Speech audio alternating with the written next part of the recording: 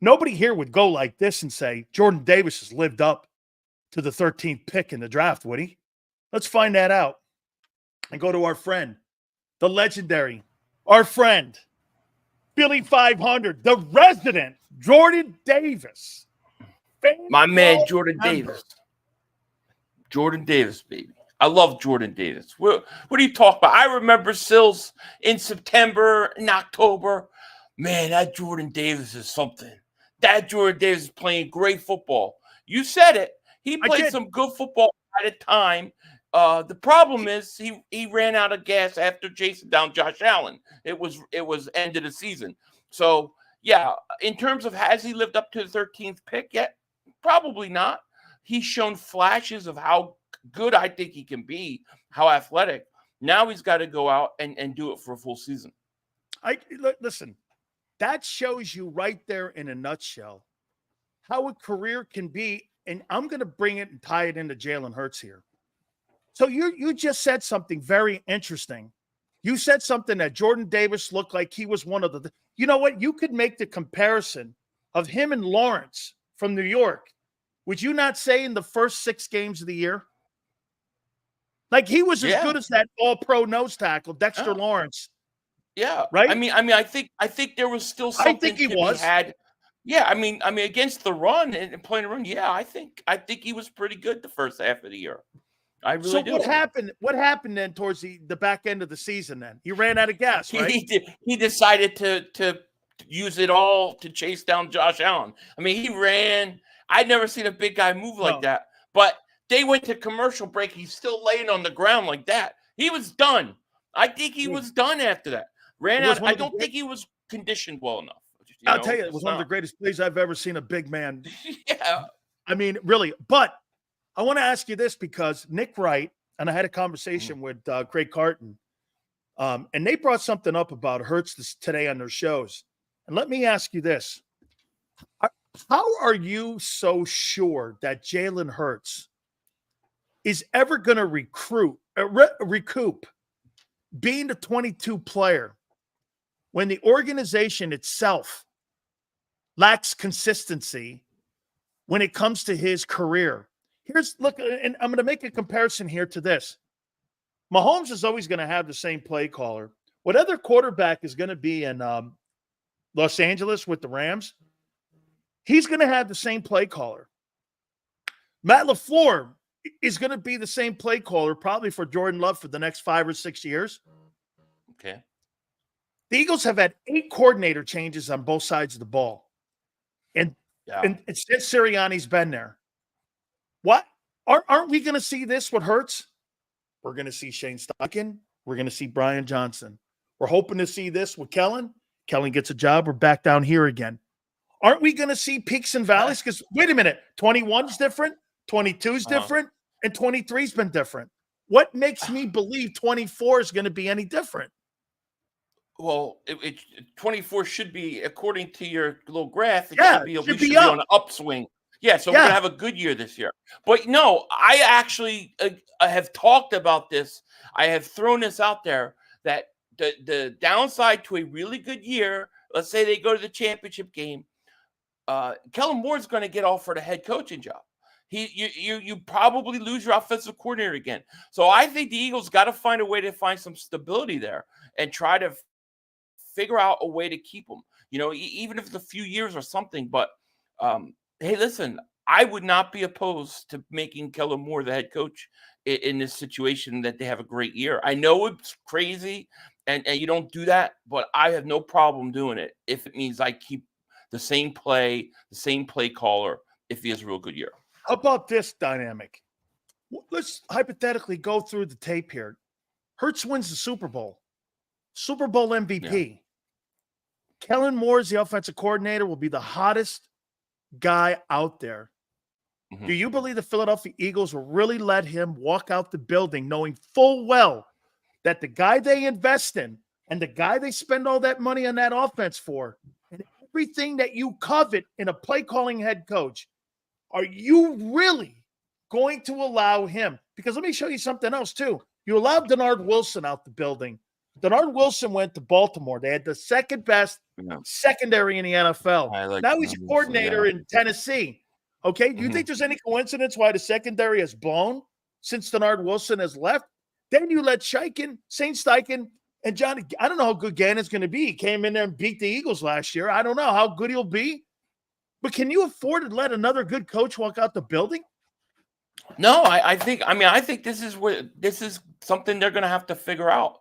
I don't have the answer for it. It's a great question, because this is something that I have brought up several times on my channel, that if we have a really good year, what is going to happen? I mean, me personally, no, I would, if I win the Super Bowl, he's MVP, I'm going to say, you know what, Nick Sirianni, we're giving you a front office job. We're giving you a nice front office job, but Kellen Moore's, I'm not losing him. I'm not losing a guy that goes out and puts my quarterback in a position to be Super Bowl. I'm not doing it. I agree with you. I agree. So, you know what? I would fire Nick, because here's the problem that I have with Nick. And here, let me ask you this.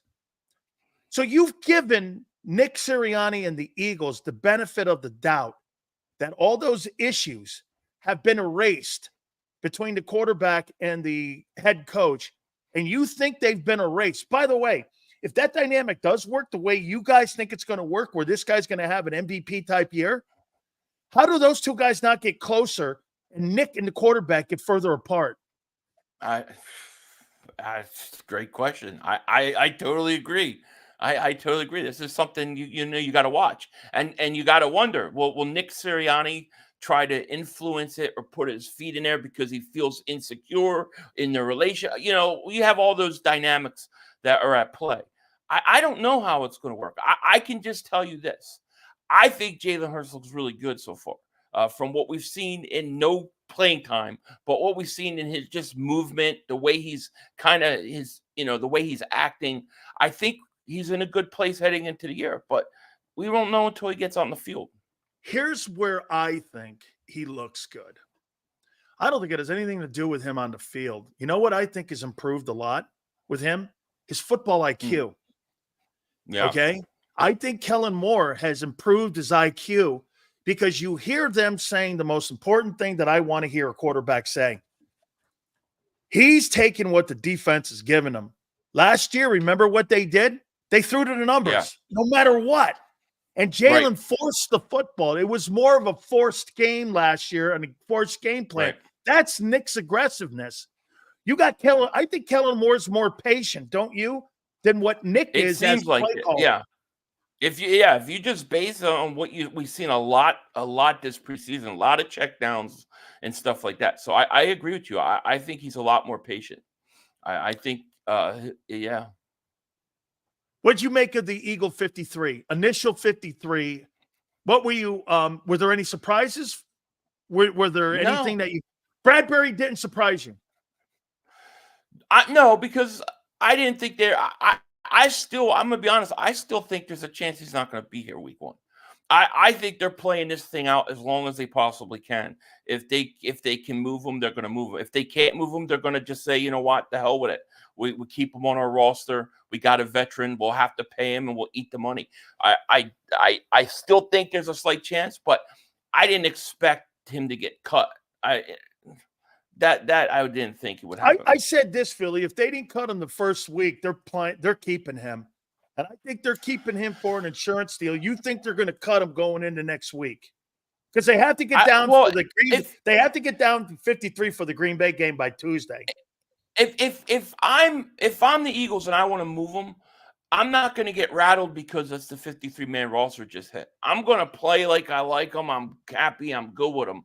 And then I'm going to try to flip them.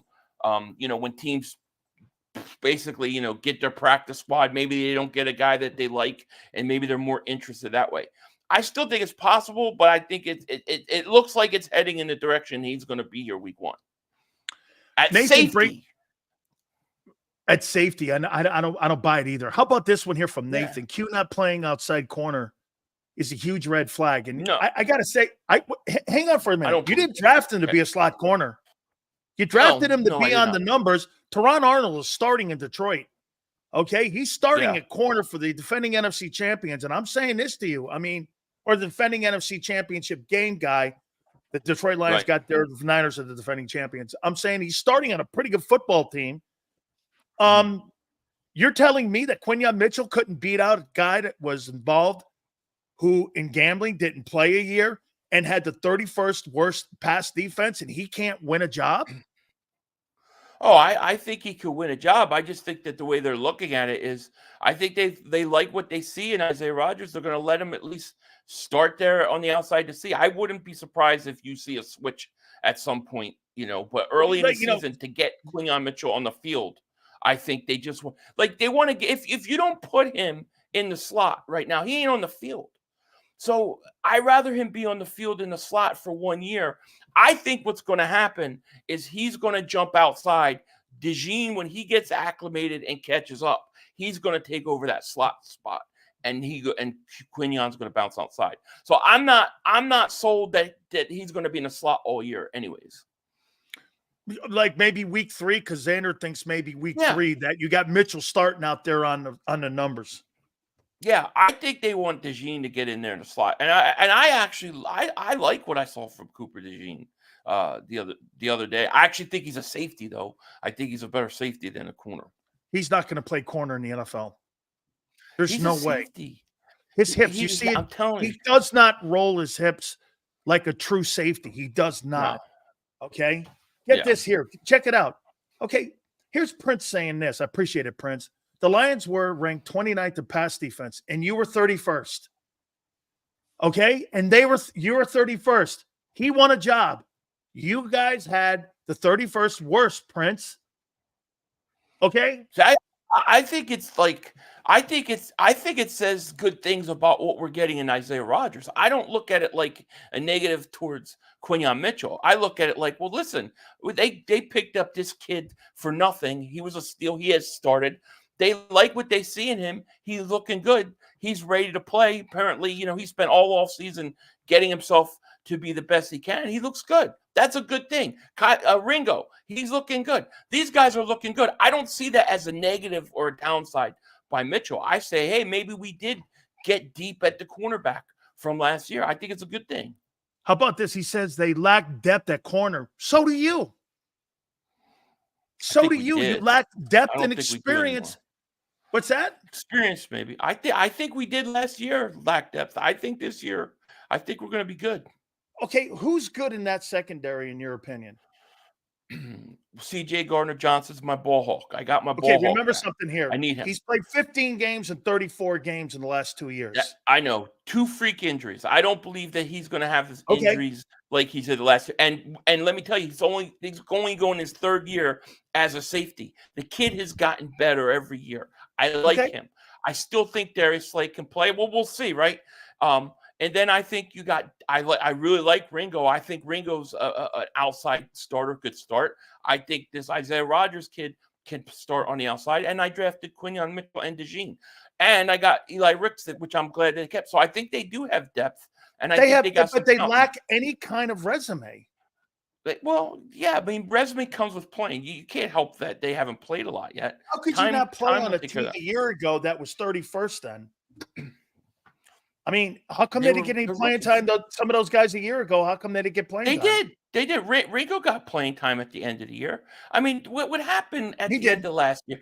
I think a lot of the secondary issues, too, have to deal with the pass rush. There was no pass rush last year, Sills. We were one of the worst teams in the league on 3rd down getting to the quarterback. Well, you don't have a pass rush. It's going to make your secondary look worse. I'm not trying to make all excuses. I just think there's talent there. Okay, that's a great thing. 2 injuries away from being a bottom 5 defense, Nathan says, and I appreciate that, Nathan. Okay, so 500. Let me ask you this then. You're right. In 22, you had 70 sacks, right? And a high volume of hits on the quarterback. And the reason why you were 2nd in pass defense, would you not say? Because look, you played that 2 high safety and that zone defense in 22 like you're going to play this year. So you're basically duplicating what that scheme was in 22 now, right? Vic was even a consultant on the team, right? Right. Yeah. Okay. So you're comfortable. You think that defensive secondary has been improved, right? I think it's been improved. Yeah. Has the pass rush? No. Because listen, If the pass rush isn't improved, you're in the same position you were a year ago. Yeah, I agree with that. That's my biggest concern going into this season. I don't know what to think about Bryce Huff at all. Like, I don't have anything against the guy. I haven't seen anything. He barely played in the preseason. I'd have no idea what to expect from him. Nolan Smith, hasn't been too impressive so far. This is the big concern for me going into the season. I am worried about the pass rush. I do. I worry about my edge rushers. Let's say this then. This 70-man roster is how he calls it. Tight end, O-line. Now they get Jack Stoll back. Okay. I don't mind that move. I actually like it. And probably what? Wide receiver, in your opinion? And think about this too. They kept 28 guys on the 53-man roster. 28 defensive football players. That shows you the imbalance of the roster. So I ask you this. Can you win with an unbalanced roster, or as people are calling it, a top-heavy roster? You got all your money and all your experience on offense, and you've got limited experience on defense. Now, look, Philly, you're going to give the benefit that these guys are talented players because the Eagles are a talented football team. There's nothing wrong on August 28th saying that until you see them play against Green Bay. There's nothing wrong with that. However, you can make the definitive comment that they don't have experience over there and they are top-heavy. Can you win a Super Bowl with a top-heavy team? I think Kansas City's done it. I mean, Kansas they do have City had Patrick one Mahomes. of the top defenses in the NFL last year. Yeah, but if you look at that defense the year before, they struggled a lot during the season. But they did is they played a lot of the young guys, right? I mean, and you have Patrick Mahomes. That's the ultimate. Wow, that's the ultimate ace. I think the plan that what they're trying to do, I get it, and I can deal with it. The question is the execution. Did they draft the right players? Because if you didn't draft the right players, it's not going to work out. I think that you rely on your offense early in the year. You're hoping that they go out, they score a lot of points like they should, and this gives your young defense time to gel. They're going to struggle early on. People need to realize that they're going to struggle. They're going to give up points. They're going to give up yards. It's going to happen. But by the end of the year, you hope that they start playing better. How about this, Philly? I completely listen. I'll give up going into the bye. I think before you get to the bye, this is what's going to happen. You're going to win a game that you shouldn't, and you're going to lose a game you shouldn't. And if you're cool with being 2-2 going into the bye, but follow me here. That not going to mean an indictment on the season because, Philly, if you get towards the end of the year and you got 11 wins, but you're playing like a 14-win team, like look at Kansas City a year ago. Kansas City lost to the Raiders at Arrowhead. They were terrible. But what were they doing? They were playing like a 14-win team in December, and the Eagles were playing like a 5-win team in December. So I'm going to sacrifice that. However, will the fans and will the organization be cool with 2-2 as that young defense? Will you I guess my point is, will you compromise losing a couple games to get that defense where it needs to be and get the reps those players need to get? I will. I will. I don't expect it to be a smooth sailing 10-0 start. And if we do win games, it's going to be like 34-28, 31-30. It's going to be high scoring games. But I do believe that if the execution of the players that they went out and signed and drafted are good, then by the end of the year, this defense is going to start playing well. And then they're going to go into the playoffs with the defense starting to play on a better level than they did earlier on. All of a sudden, they're going to be pretty tough. And this is going to be a scary team going in the playoffs. I think that's how you do it. And I understand the way the Eagles are building this defense. They built the offense, free agency, big names, and they're really building the defense through the draft. But these guys got to hit. Nolan Smith, first-round pick. Jalen Carter, first-round pick. Jordan Davis, first-round pick. Quinyon Mitchell, first-round pick. Cooper DeJean, second. These are high picks, Sills. They've got to hit on those picks, or it doesn't matter what the plan was. It ain't going to work. Will Vic blitzing more do to offset the pass rush? Yes, it will. That's, to me, that's one of the reasons yes. he's got to generate a pass rush. Xander, we missed a super chat. If you can bring that other one up. 2 injuries away from, no, there was another one that just happened here a couple seconds ago here. I want to make sure that we get it there because I want Philly to answer some of these here too. So you guys keep bringing them along. I appreciate it very much. Philly, when you look at that pass rush, how much of an impact do you think Vic has on riding the ship from that defense of a year ago?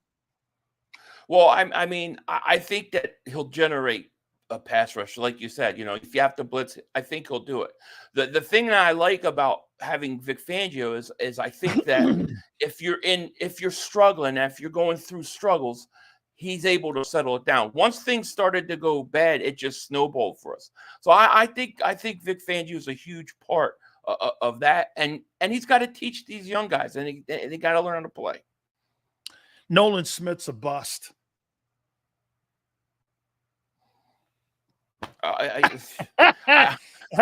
Listen. I am trying so hard. How about this? I'm trying to give him time. It's only going to second year, but I mean, I'm not going to lie. What I saw in preseason was underwhelming. I don't think you keep a guy out there who you really think is going to do something. Late, like the whole first half of the third preseason game. That kind of has me worried. So I'm worried about him. I'm hoping. I'm going to sit back. I'm going to wait, but I'm worried. How about this? I hated that Jalen Hunt pick. I'm not so hating that pick now. No, there's something I'm about not that hating kid. that pick. Why do I look at it and go like this? Could Jalen Hunt have more sacks this year than Nolan Smith? Is that that crazy of a take? No, because I would not be surprised if that kid starts playing like by week 4, week 5, a little bit here. They're going to start putting him in on pass rush situations. I don't know. There's something about, you look at a player, you hear, there's just something about somebody. There's something about that kid, man. I think he's got a lot of upside. Couple more left here. I think Nakobe Dean sucks too. Do you? No, I'm not going to say that. You don't think Nakobe Dean sucks? We have this on tape now. No. How can't you say it? Hey, Nakobe Dean, I love you, buddy. You the man. Because I know they're all listening in Philly. Right? You got Howie's in there. Howie, what's up, baby? There's no doubt. They all do. Hey, Nakobe Dean's all right. I don't know. Dude, you know he stinks. Listen. This is his make or break year. He showed me a little bit of flash in preseason. I'm not doing anything to take away his baggage handlers at Philly International. Guys who are now baggage handlers at Philly International. He showed upside against. That's who you're gauging it. I'm just saying. I'm going to wait. I've made the commitment to wait until the season started before I kill him. I do like Trotter Jr. a lot, though. That's my boy. I actually have been surprised by him. I like him a lot. And I even like this Ben Van Sumeren. I think this kid needs to play more, too. I actually think they've got some things to work with the linebackers. Who are you? You're naming a guy named Van Helsing. That's going to be a starting linebacker. He's a Viking. He's like a real Viking on a boat, Oh, listen to who you're saying. What's his name? Van Helsing is now a linebacker. Yeah. Holy shit! Next to death. Hey, TJ Edwards. TJ Edwards was just TJ Edwards until he became TJ Edwards. You got to start somewhere, Sills. Okay. How about Devin White? I love Devin White. I think Devin White's going to be big. Oh my! I know. God. No. Devin White is going to show everybody that was a mistake. Show everybody he's going to be that he's a great linebacker. He's going to prove it this year. Top 5 linebacker this year. Mark it down, book it. Yeah, he's going to literally be the biggest free agent steal. Is going to be Devin White. Oh my God! How about Bryce Huff? I mean, hey, you know what? I saw Bryce Huff on a milk carton, and get this. There were these Indians sitting over in like Wyoming, and they were sending out smoke signals. Have you seen Bryce Huff?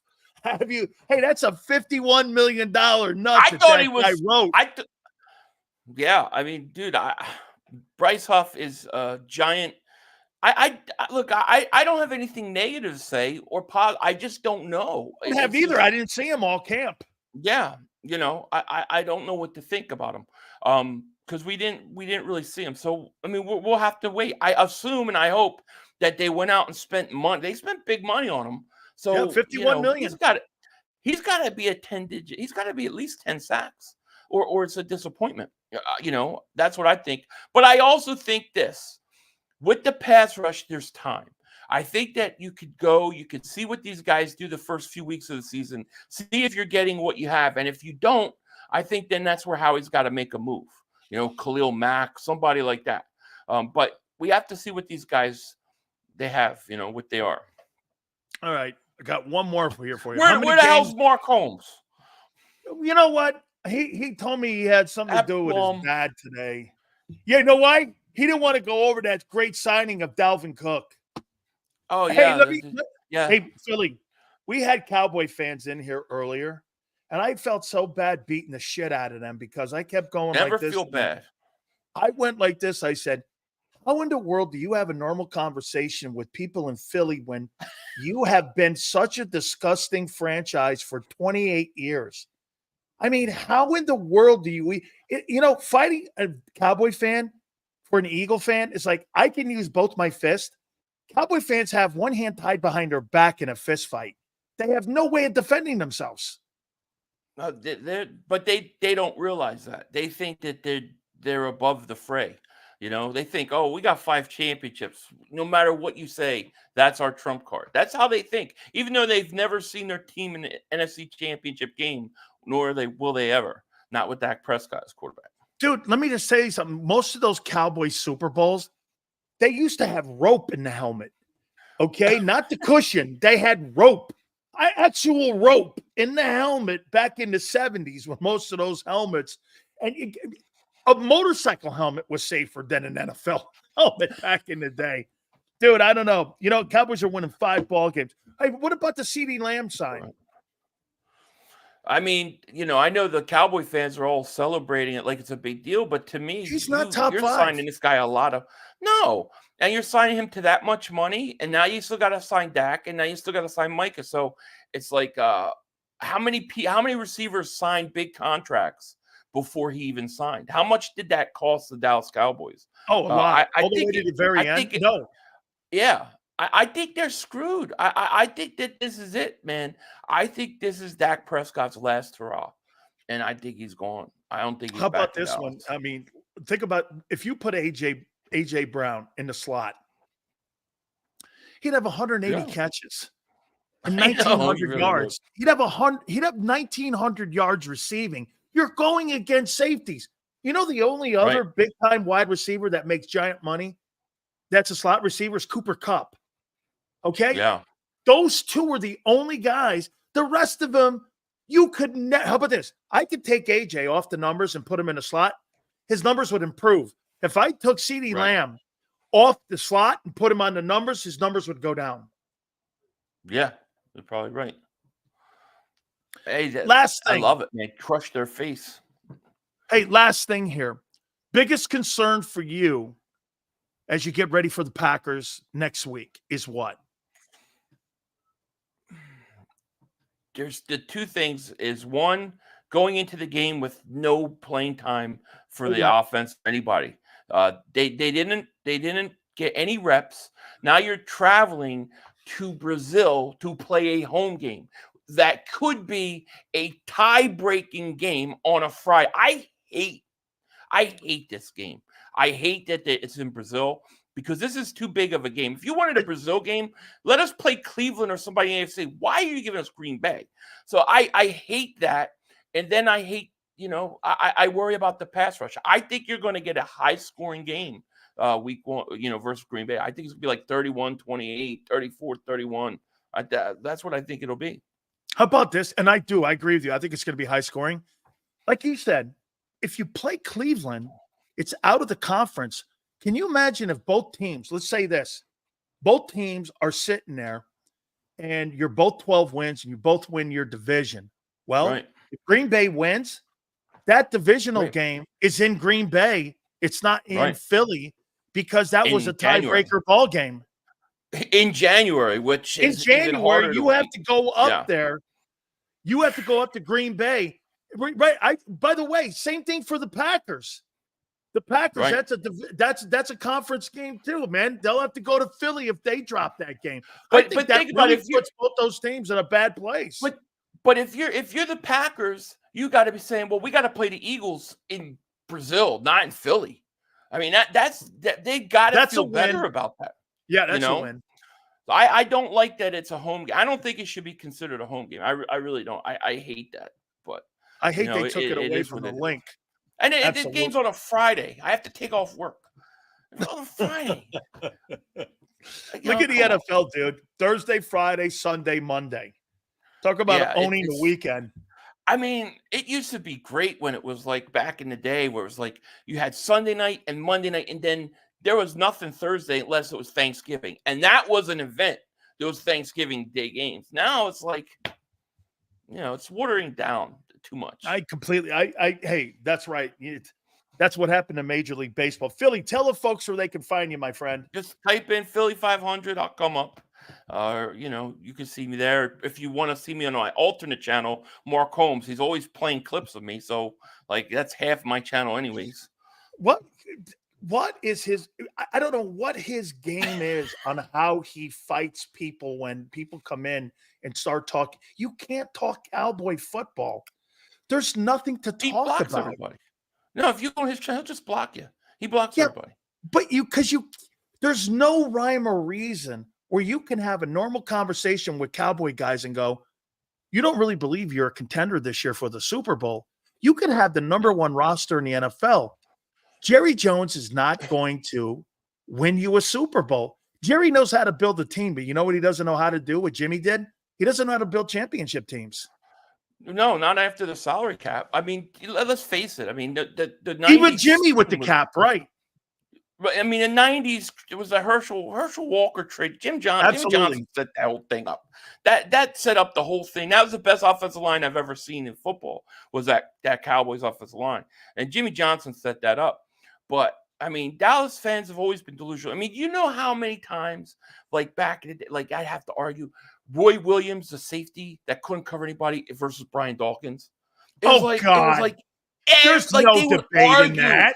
They would argue those Philly.500. That's how insane it is. No way. They're insane. They're Roy insane. Williams and Brian Dawkins. They would be like, absolutely how can you consider Brian Dawkins better than Roy? I mean, are you kidding? Roy Williams can't cover anybody. But that's the Dallas Cowboy mentality. Wait, the Brian Dawkins comparison is Ed Reed, not Roy Williams. Right. Yeah. But that's what you're dealing with Cowboy fans. Roy Williams is a good hamburger place. That's all I know. Hey, Philly, I appreciate it, man. Make sure you check out his channel, man. We'll try to see I think you scared him off last time, Mark Holmes, man. I can only beat a guy up so many times. I mean, how many times am I going to whip his ass? Got it. Billy, have a great one, man. Right. I appreciate it. All right. Peace. You got it. Our good friend. All right. Do me a favor, guys. Xander, do me a favor. Because Prince cried so much because I was getting to my guest. Can you please bring up Prince's super chat? Oh, my God. You guys are like 6-year-olds. Okay. Here is a stupidity take. The Lions were ranked 29th in pass coverage. No shit. They only have one cornerback, Dalton Davis. Boy, so do the Eagles. You're 31st in pass defense. You've got Darius Slay. They lack depth at cornerback. So do you. Which is why he started. And your guys not. On the other hand, the Eagles have too many what? Too many questions. This is a dumbass take. I'm going to show you this. The Eagles were ranked 31st in pass coverage. They only have Slay. They lack depth at corner, which is why he started. On the other hand, the Eagles have too many. Give me a break. Are you crazy? Thanks a lot there, Philly.500. What an absolutely asinine take by Prince. This guy's making it sound like the Eagles have this plethora of talent in the secondary when they finished second to last. They were get this, they were worse than the Lions. And the Lions went to the NFC title game with it. What happened to you guys? Oh, must have been your quarterback. Holy shit. This will go down here as one of Prince's worst takes in history. We should make sure we put this up in a frame. What a lame-ass take this thing is. I completely agree. Laughable. No, well, you know, they don't really have a lot of debt. And you do? Who, Isaiah Rodgers? The gambler? What do you mean? Wait a minute. JB goes not the same secondary. Okay. Isaiah Rodgers and Slay. What about Quinion? He's in the slot right now. What about Keely Ringo? Oh, I don't. Keely Ringo. Isaiah Rodgers. Who are we talking about here? Superstar talents? No. I don't know. Maybe. Could they be? I don't know. I have no idea. But I know the kid that the Lions drafted is starting in his natural position. Not coming up with a position for him. Yeah, that's Isaiah Rodgers, the new name, the Gambler. You got Darius Slay and the Gambler. You got to know when to show them. You got to know when to fold them. That's Isaiah Rodgers' song. You got to know when to fold them. You got to know when to show them. This is too good.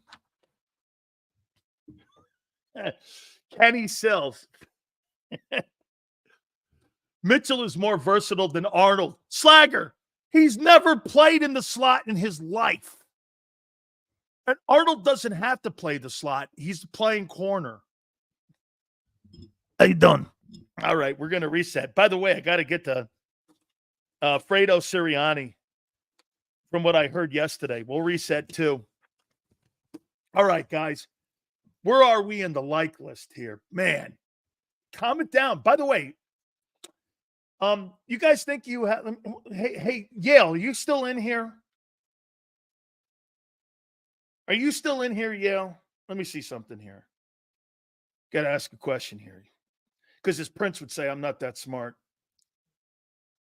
What's the point spread for the Packers and Eagle game? Okay. -2. Okay, I got it. It is, some places it's 1.5. Some places it's 2. Okay. Woof. You guys got such a better roster than the Packers do. I mean, I can't even name the Packer corners. I can't name the Packer D-line. I can't name a Packer in the O-line. I know Christian Watson, and I know Jordan Love. I mean, I don't know anybody on that team. Okay?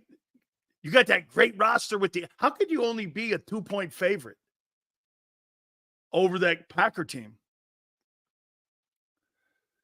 Alexander? Oh, yeah, he's good. Okay?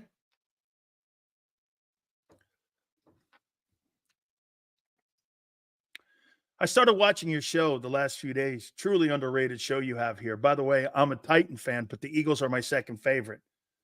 Well, you got a hell of a defensive coordinator now, Denard Wilson. And they're actually starting to do things in Tennessee. They need to get that old line back intact, okay? If I'm not mistaken, Callahan hired his dad to be the offensive line coach. He's the second best offensive line coach in pro football, in my opinion, next to Jeff Stoutland. And so you have the second best O-line coach in Callahan. I don't know what the young kid's going to look like, but I'll tell you, you get that quarterback situation figured out, then you could probably move forward. Tennessee hasn't had a quarterback since Steve McNair. They got to get the quarterback situation figured out. Got to get a veteran quarterback in the next couple of years, and they got to get a draft pick in there. Okay? I mean, was a good organization, but they've allowed too many things to go. They got a great defensive tackle, and they're improving their defense. Yet Bill is the line coach, and the left side of the O-line will be good. Will be good. Big question mark for me is right tackle. Yeah, he'll continue to improve that. He's as good as Stoutland, Bill Callahan. He's absolutely as good as Stoutland. I like Bill Callahan. Absolutely fabulous. Sills, the Packers have Josh Jacobs. Yeah, you got Barkley. Bad back Barkley. Hey, all right. Hit the like button. Man, a lot of crying today. You didn't like Big Sills' list, huh? All right, we're going to reset. We'll talk about Nick Sirianni and his comments he made yesterday. Please hit the like button. Keep it here, National Football Show. If you missed any of today's show on the JAKIB Media channel, listen to the podcast on your way home. Available on YouTube, Apple, and Spotify.